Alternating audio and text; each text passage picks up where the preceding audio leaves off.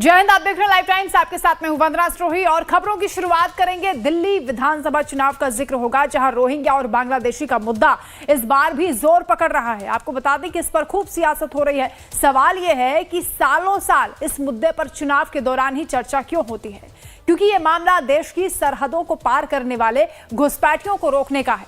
तो साथ ही साथ चिंता इस बात को लेकर भी कि देश में लगातार बढ़ती घुसपैठ को सरकार आखिर रोक क्यों नहीं पा रही। प्रशांत त्रिपाठी की पड़ताल करती हुई सनसनीखेज खुलासा करती हुई यह रिपोर्ट पहले आपको दिखाते हैं।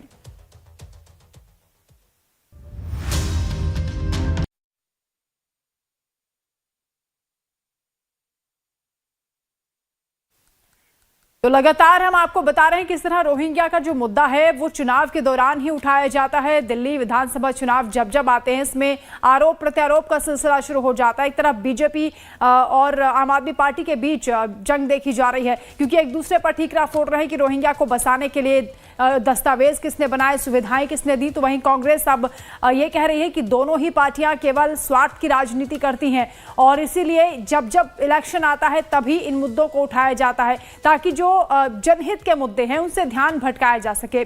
कांग्रेस इस पर लगातार आम आदमी पार्टी और बीजेपी को घेर रही है। रोहिंग्या के मुद्दे को लेकर सवाल उठाए जा रहे हैं और गृह मंत्री अमित शाह भी कई बार साफ तौर पर ये कह चुके हैं कि किसी भी सूरत में रोहिंग्या को लेकर सरकार उन्हें देश में रहने की परमिशन नहीं दे सकती है। और अमित शाह ने लोकसभा में भी एनआरसी बिल को पेश करने से पहले ये बात कही थी और रोहिंग्या को लेकर उनका पुराना बयान भी खूब चर्चा में है। और अब आपको खबर जम्मू से दिखाते हैं, जहां कुछ समय पहले रोहिंग्याओं पर प्रशासन और पुलिस ने सख्त एक्शन लिया। प्रशासन ने जम्मू में रह रहे रोहिंग्याओं की बिजली पानी का कनेक्शन काट दिया। देखिए रिपोर्ट।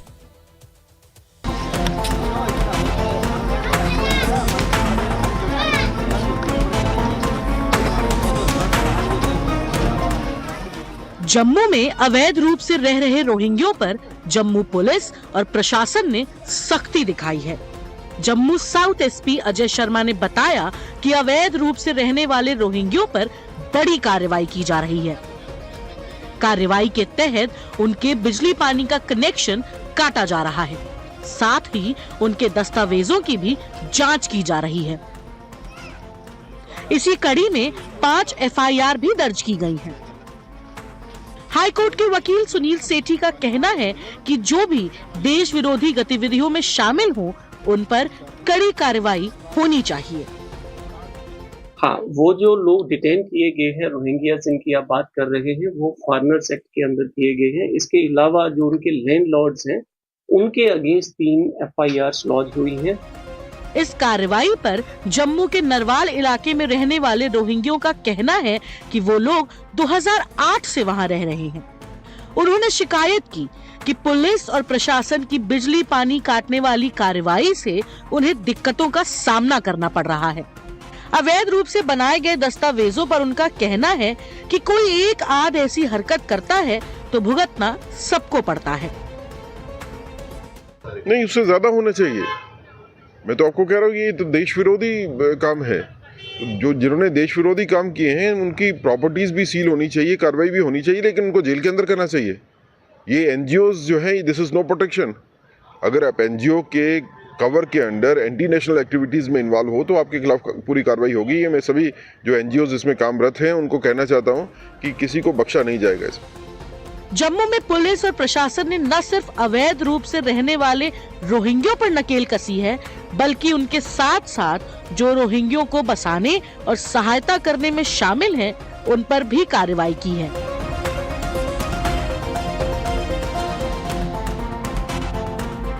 लाइव टाइम्स के लिए जम्मू से रविंद्र श्रीवास्तव की रिपोर्ट। तो रोहिंग्याओं पर कड़ी कार्रवाई की जा रही है। जम्मू में आपने रिपोर्ट देखी किस तरह से जो अवैध गतिविधियों में संलिप्त हैं, जो देश विरोधी गतिविधियों में संलिप्त हैं, उनके खिलाफ एक्शन लिया जा रहा है। इसके साथ ही जिन रोहिंग्याओं को यहाँ बसाया गया है, जो इस तरह की हरकतें कर रहे हैं, अवैध डॉक्यूमेंट्स जिनके पास हैं, इलीगल तरीके से जो यहाँ बसे हुए हैं, उनके खिलाफ एक्शन लिया जा रहा है। उनकी मदद करने वालों के खिलाफ भी पुलिस एक्शन ले रही है। अवैध रूप से रोहिंग्याओं की पूरी बस्ती बसी हुई है और इसी को लेकर कड़ी कार्रवाई की जा रही है। बिजली पानी के कनेक्शन भी काटे गए हैं।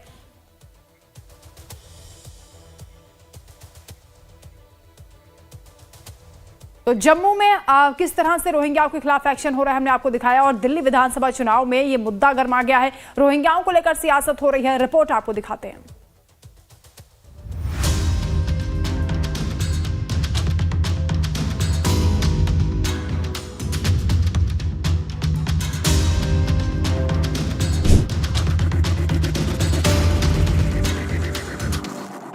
देश में क्यों बढ़ रही है घुसपैठ?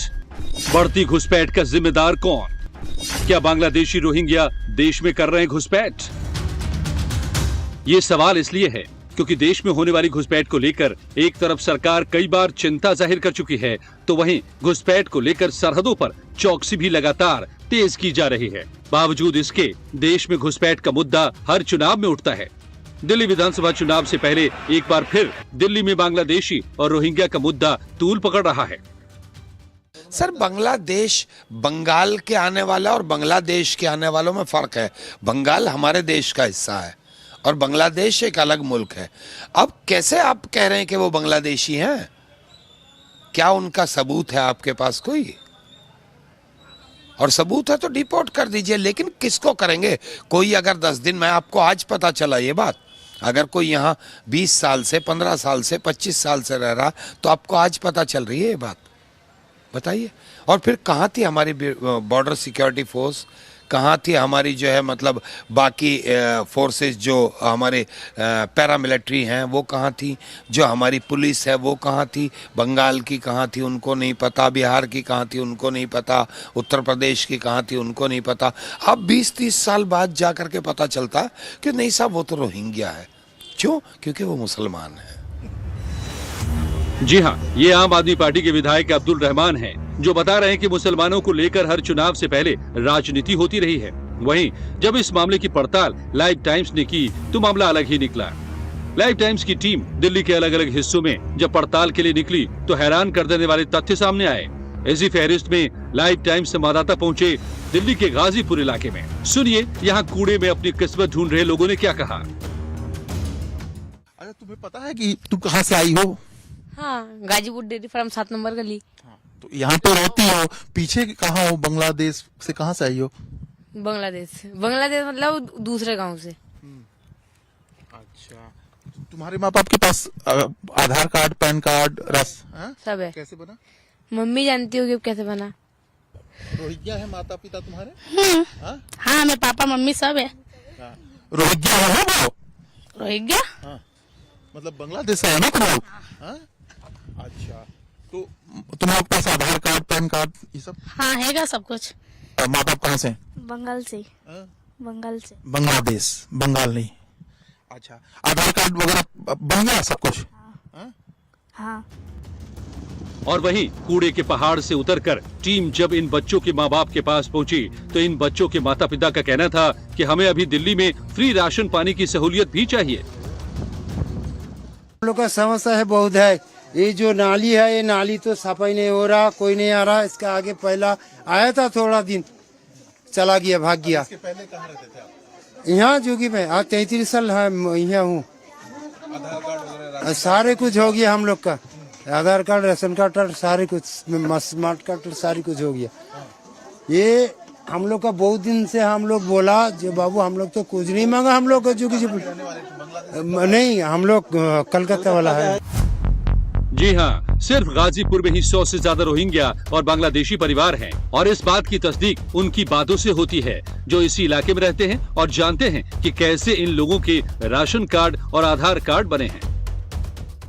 ये सर गाजीपुर डेयरी फार्म है ना, और डेयरी फार्म में ये झुग्गी है और ये झुग्गी में करीब बांग्लादेशी जो है करीब 200 से ऊपर रहते हैं और कुछ बिहारी लोग भी रहते हैं, है ना, कुछ मतलब कि यहाँ के लोकल हैं वो भी रहते हैं।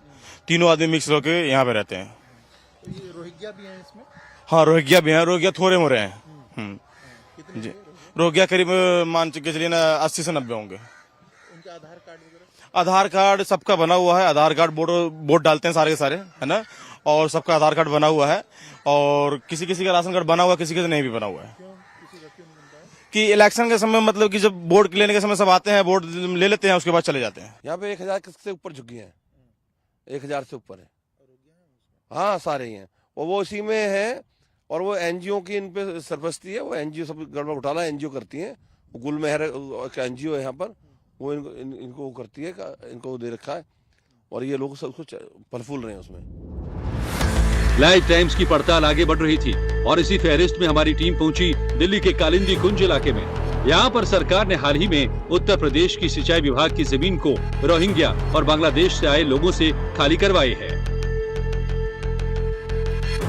दिल्ली के कालिंदी कुंज में यूपी के सिंचाई विभाग की ये वही जमीन है जिसको लेके बाकायदे राज्यपाल की तरफ से, उपराज्यपाल की तरफ से एक चिट्ठी लिखा गया दिल्ली के कमिश्नर को कि यहाँ पे रोहिंग्याओं ने जमीन कब्जा लिया है। फिलहाल ये जगह थोड़ा सा खाली जरूर करा लिया गया है, लेकिन जब पीछे नज़र दौड़ाएंगे तो झुग्गियाँ आपको अभी भी आसानी से नज़र आएंगी।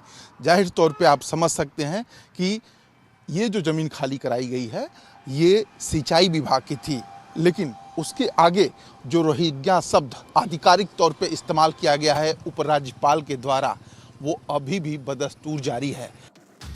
कालिंदी कुंज के बाद लाइव टाइम्स की टीम दिल्ली के खजूरी खास इलाके में पहुंची।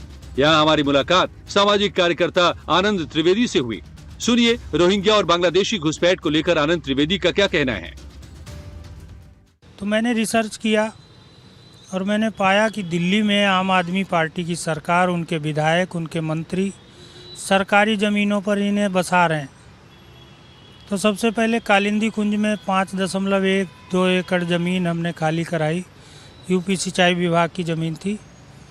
वहाँ के यूपी सिंचाई विभाग के अधिकारियों ने मुझे आके बताया, मेरे से मदद मांगी और 1 साल लगातार मैंने उस पर काम किया, डॉक्यूमेंट जुटाए।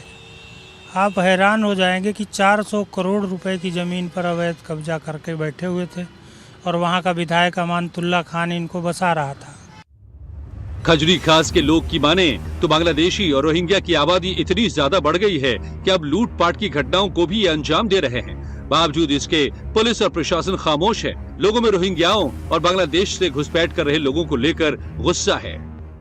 यहाँ पर रोहिंग्या कम से कम 10-20% हुई है, किराए पे आके रहने लगे हैं, आधार कार्ड बनवा लिया है, रात को चोरी करते हैं और गलत स्नैचिंग वगैरह, ये सब रोहिंग्या का काम। ये यहाँ जो रोहिंग्या घुसपैठिया रह रहे हैं उनसे वारदात दिन पर दिन बढ़ता ही जा रहा है। शाम का टाइम जब होता है तो लूटपाट या छीना झपटी की समस्या, किराए पर रह रहे हैं और उनके ऊपर अभी कोई कार्रवाई नहीं हो रही है। आम लोग हैरान हैं, परेशान हैं कि आखिर बांग्लादेश से होकर रोहिंग्या भारत में कैसे आते हैं। वहीं सवाल ये भी है कि रोहिंग्या और बांग्लादेश से घुसपैठ कर रहे लोगों के राशन कार्ड और आधार कार्ड कैसे बन जाते हैं। इस सवाल को जब हमने आम आदमी पार्टी के विधायक अब्दुल रहमान से पूछा तो उन्होंने इस मुद्दे को लेकर क्या कहा, ये भी सुनिए। मुसलमानों पर राजनीति का दौर चल रहा है, चाहे वो भाजपा हो या अरविंद केजरीवाल हो, दोनों ही हिंदू कार्ड खेल रहे हैं ताकि मुसलमानों को बदनाम करके हिंदू का वोट एकत्रित किया जा सके और इकट्ठा किया जा सके। तो मुसलमान तो बेचारा मजदूर तबका है वो, और मैं समझता हूँ कि वो शायद यहीं अपने बंगाल के रहने वाले होंगे, और अगर कोई बाहर से भी आया है तो कैसे आ गया। तो वहाँ बॉर्डर की सिक्योरिटी में लचर थी, फिर उनको बंगाल में नहीं रोका गया, फिर उनको बिहार में भी नहीं रोका गया। बिहार में सरकार किसकी है साहब, उत्तर प्रदेश में सरकार किसकी है साहब, उनको रोका नहीं गया, उन्हें दिल्ली तक आने दिया गया। और दिल्ली में आकर अगर कहीं वो बसे हैं तो मैं कहता हूं कि उन पर ही राजनीति और चुनाव के वक्त ही ये बातें क्यों याद आती हैं सभी को। तो मैं समझता हूं कि चुनाव का प्रोपेगेंडा है एक तरह का, और मुसलमानों को बदनाम करने की साजिश, इसके अलावा कुछ भी नहीं है। सर, बांग्लादेश बंगाल के आने वाला और बांग्लादेश के आने वालों में फ़र्क है। बंगाल हमारे देश का हिस्सा है और बांग्लादेश एक अलग मुल्क है। अब कैसे आप कह रहे हैं कि वो बांग्लादेशी हैं? क्या उनका सबूत है आपके पास कोई? और सबूत है तो डिपोर्ट कर दीजिए, लेकिन किसको करेंगे? कोई अगर 10 दिन में, आपको आज पता चला ये बात, अगर कोई यहाँ 20 साल से, 15 साल से, 25 साल से रह रहा तो आपको आज पता चल रही है ये बात, बताइए। और फिर कहाँ थी हमारी बॉर्डर सिक्योरिटी फोर्स, कहाँ थी हमारी जो है मतलब बाकी फोर्सेस जो हमारे पैरामिलिट्री हैं वो कहाँ थी, जो हमारी पुलिस है वो कहाँ थी, बंगाल की कहाँ थी उनको नहीं पता, बिहार की कहाँ थी उनको नहीं पता, उत्तर प्रदेश की कहाँ थी उनको नहीं पता। अब 20-30 साल बाद जा करके पता चलता है कि नहीं साहब वो तो रोहिंग्या है। क्यों? क्योंकि वो मुसलमान है।